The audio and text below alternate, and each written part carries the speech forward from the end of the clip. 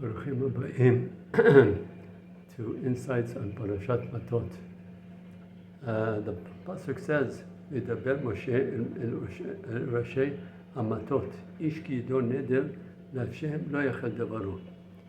So the question here is that why was the parsha of vows of Nadarim written dafka?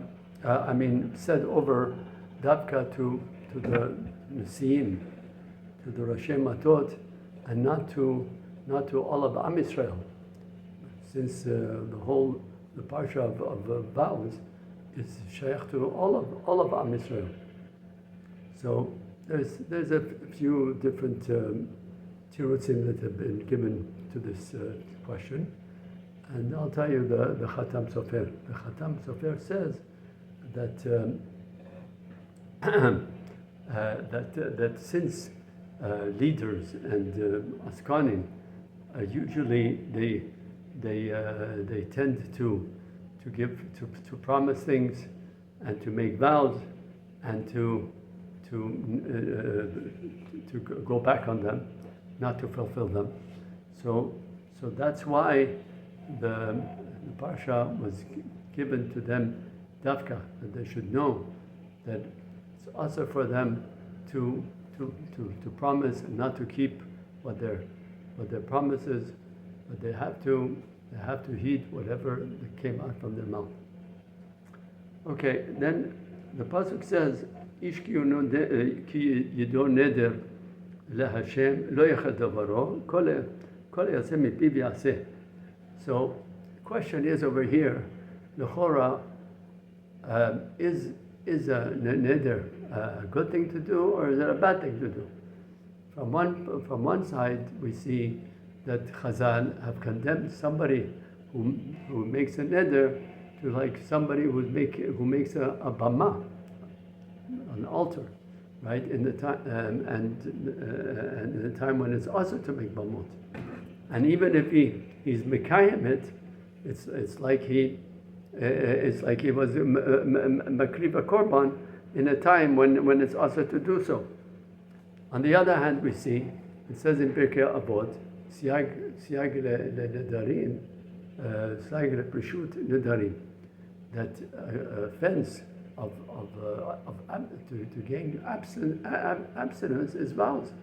So from there we see that it's a proper way to come to abstinence which the Torah requires, like it says, Adam Nabal Bereshut Torah.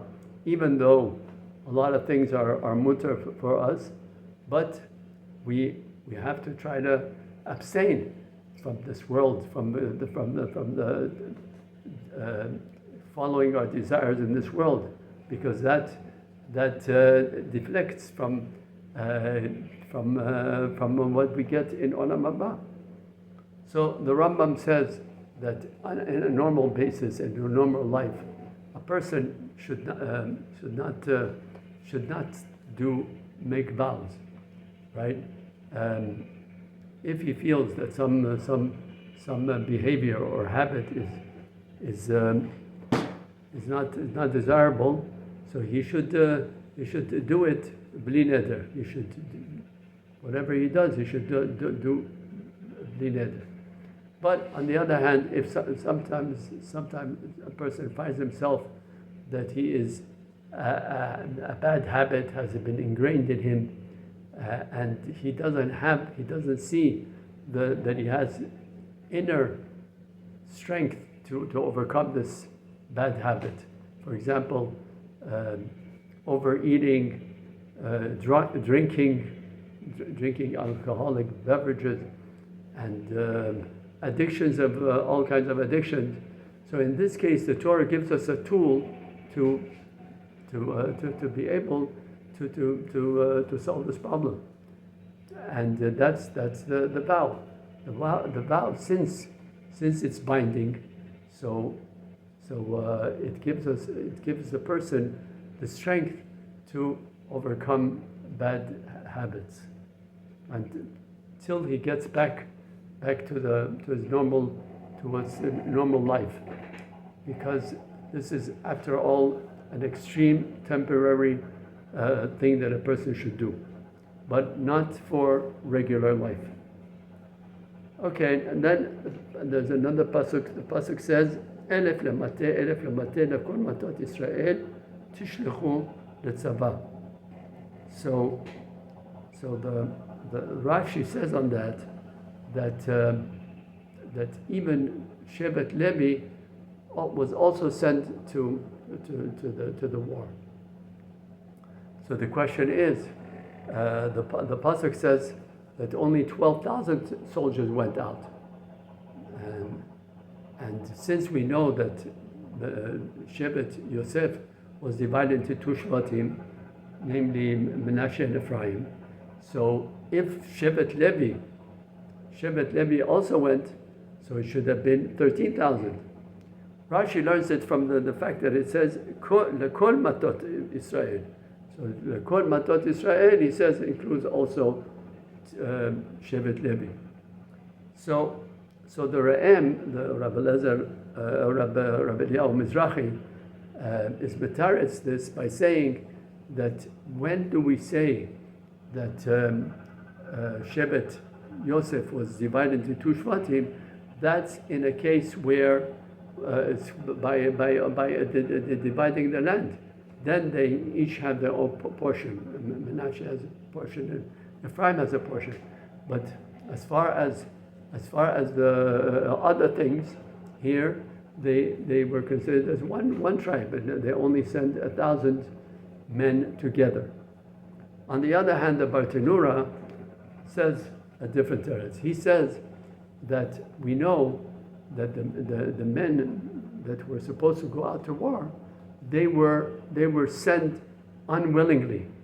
They didn't want to go on their own accord, and the reason for that was that they knew that after the war of Midian, Moshe is going to die. So since Moshe was beloved to them, they didn't want to go to war. On the other hand, when the Shevet Levi, when it comes to a mitzvah, they don't look at other considerations. They follow the tzivoy of Hashem with full ratzon, and they think of nothing else. Like it says that when they had to kill those who were over the Avodah Zarah, so they didn't make differences whether it was a karov, an ach, a mother, or whatever it is. They did what they had to do. They followed the tzivoy of Hashem. So here, when it says that 12,000 soldiers were sent out, that was those who were sent without their will, against their will. But the Shevet Levi who went, that did not include Shevet Levi who went out with full ratzon, because that was the tzivoy of Hashem.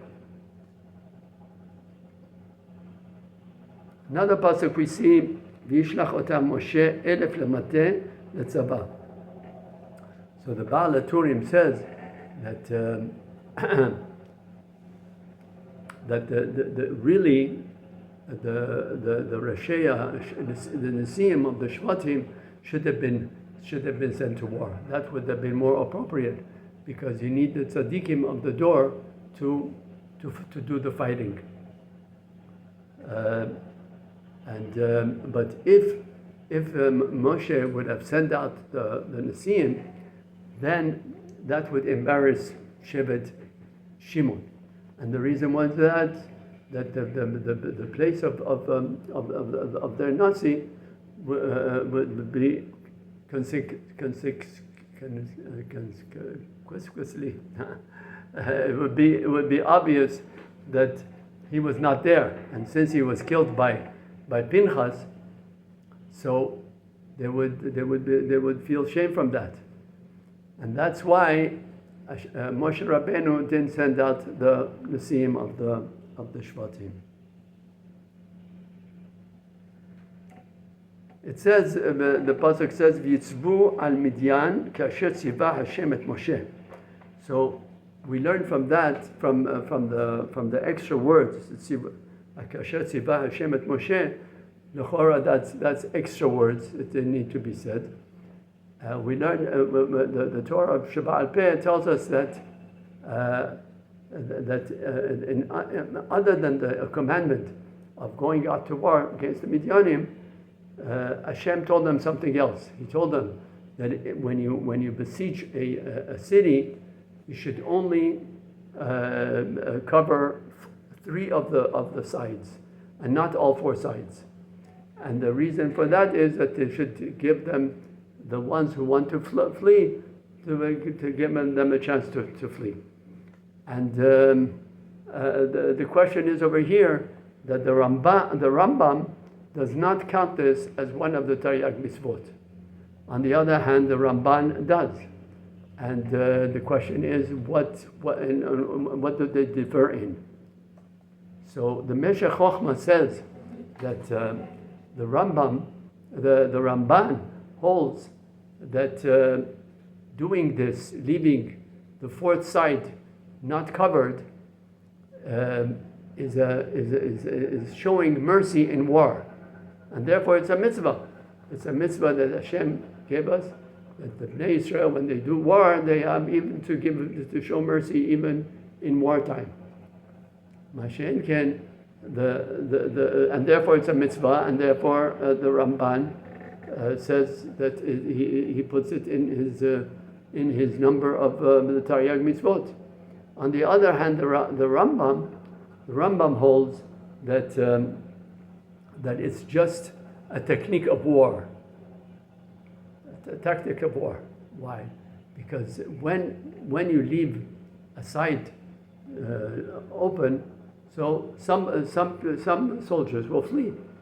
On the other hand, when you cover all the sides, and they have no choice but to fight, so then they fight with full force. And therefore it's only a war tactic, it's not a mitzvah, and it's not to be in the Taryag mitzvot.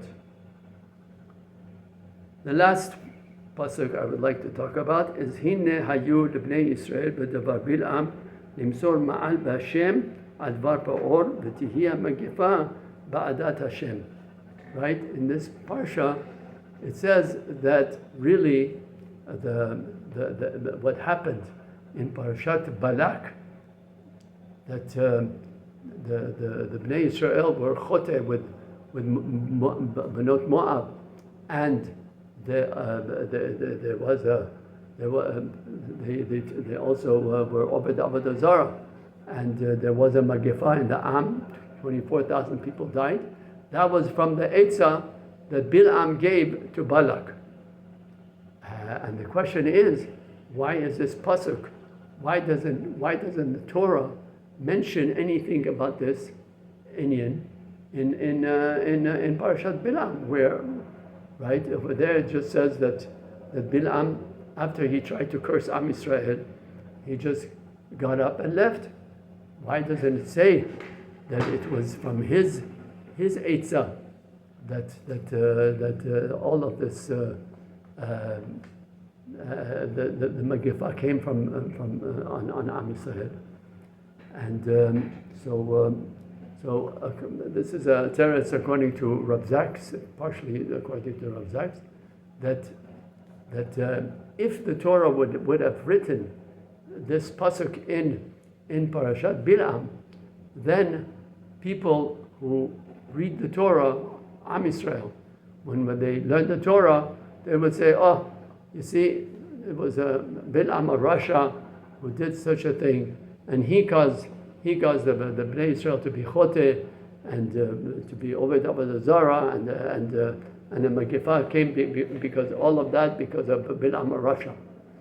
And that the Torah didn't want, that people should focus on that, because the main thing to remember is that a person who is chote, right, when an individual of a group of people decide to do an avera, something against the will of Hashem, then They have to bear responsibility. They should know that they did it with their own bechira, and there is punishment that will ensue from this behavior, and there is way to